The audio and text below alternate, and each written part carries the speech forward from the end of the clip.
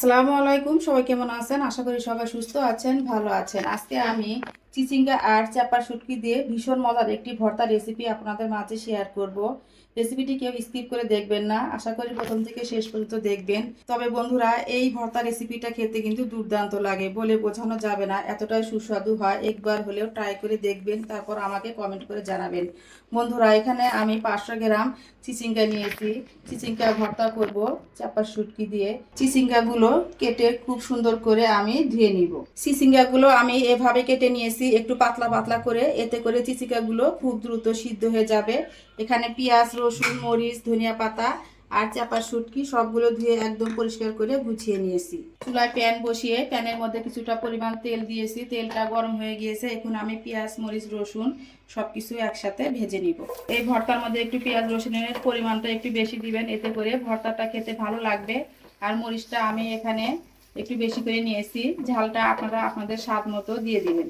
পেঁয়াজ, রসুন, মরিচ আমি একটু লালচে কালার করে ভেজে নিয়েছি, এখন আমি এগুলো উঠিয়ে নিব। পেঁয়াজ, রসুন, মরিচ উঠিয়ে নিয়ে এই প্যানের মধ্যে দিয়ে দিলাম 4টা চাপা শুটকি। চাপা শুটকিও আমি নেড়ে চেড়ে একটু তেলের মধ্যে ভেজে নিব। চাপা শুটকিগুলো আমি নেড়ে চেড়ে ভেজে নিয়েছি, এখন আমি চাপা শুটকিটাও উঠিয়ে নিব। ভাজা হয়ে গিয়েছে, খুব সুন্দর একটা গন্ধ বেরিয়েছে। তারপর শুটকিগুলো উঠিয়ে নিয়ে কেটে রাখা চিচিঙ্গাগুলো দিয়ে দিলাম। অল্প একটু লবণ দিয়ে দিলাম, খুবই অল্প করে একটু পানি দিয়ে দিলাম। এখন নেড়ে চেড়ে মিশিয়ে নিলাম লবণ দিয়ে, পানি দিয়ে। এখন মিডিয়াম আঁচে ঢাকনা দিয়ে 4-5 মিনিট সিদ্ধ করে নিব। 5 মিনিট আমি মিডিয়াম আঁচে ঢাকনা দিয়ে চিচিঙ্গাগুলো সিদ্ধ করে নিয়েছি। দেখতেই পাচ্ছেন খুব সুন্দরভাবে সিদ্ধ হয়েছে আর পানিটাও কিন্তু শুকিয়ে গেছে। এই পর্যায়ে আমি দিয়ে দিলাম ধনিয়া পাতা কুচি। ধনিয়া পাতা কুচি দিয়ে নেড়ে চেড়ে মিশিয়ে নিলাম। আর যতটুকু পানি আছে চুলার আঁচ বাড়িয়ে দিয়ে এইভাবে চেপে চেপে পানিটা আমি শুকিয়ে ভাজা ভাজা করে নিব। এতে করে ভর্তাটা খেতে বেশি মজা হবে। আপনারা যারা এভাবে কখনো চাপা শুটকি দিয়ে ভর্তা তৈরি করে খাননি, অবশ্যই এভাবে একবার তৈরি করে খেয়ে দেখবেন, খেতে কিন্তু ভীষণ মজা লাগে। চুলার আঁচ বাড়িয়ে দিয়ে নেড়ে ছেড়ে একদম পানিটা শুকিয়ে ভাজা ভাজা করে নিয়েছি। চিচিঙ্গা ভাজা হয়ে গিয়েছে, এখন চুলাটা বন্ধ করে চিচিঙ্গাগুলো ঠান্ডা করে ভর্তাটা তৈরি করে নেব। চুলাটা আমি বন্ধ করে দিলাম। এখন আমি চিচিঙ্গাগুলো পাটার উপর নিয়েছি, এখন আমি ভর্তাটা বানিয়ে নেব। চাইলে আপনারা ব্লেন্ডারেও ভর্তাটা বানিয়ে নিতে পারেন, তবে পাটায় বাটার ভর্তার টেস্টটা কিন্তু অন্যরকম, খেতে ভালো লাগে। চিচিঙ্গাগুলো আমি 2বার করে বেটে নিয়েছি, এখন আমি চাপা শুটকি বেটে নিব।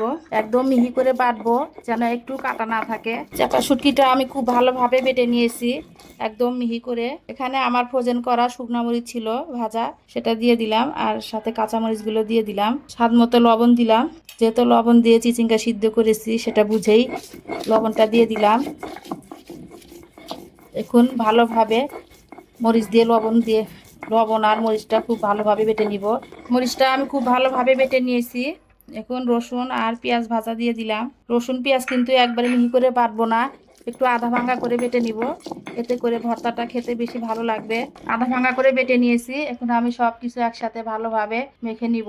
একটা পেঁয়াজ কুচি দিয়ে দিলাম, কাঁচা পেঁয়াজ কুচি দিলে ভর্তাটা খেতে ভালো লাগে। এখন আমি খুব সুন্দরভাবে এভাবে মেখে নিব। ভর্তাটা কিন্তু আমার তৈরি করা হয়ে গিয়েছে। এখন আর একটা উপকরণ আমি অ্যাড করব, এতে করে ভর্তার টেস্ট আরো বহুগুণ বেড়ে যাবে। এখানে আমি 1 টেবিল চামচ পরিমাণ কাঁচা সরিষার তেল দিয়ে দিলাম। এই সরিষার তেল দেওয়ার কারণে ভর্তার টেস্ট কিন্তু বহুগুণ বেড়ে যাবে, খেতেও অনেক বেশি মজা হবে। তো তেল দিয়ে খুব ভালোভাবে আমি মাখিয়ে নিয়েছি।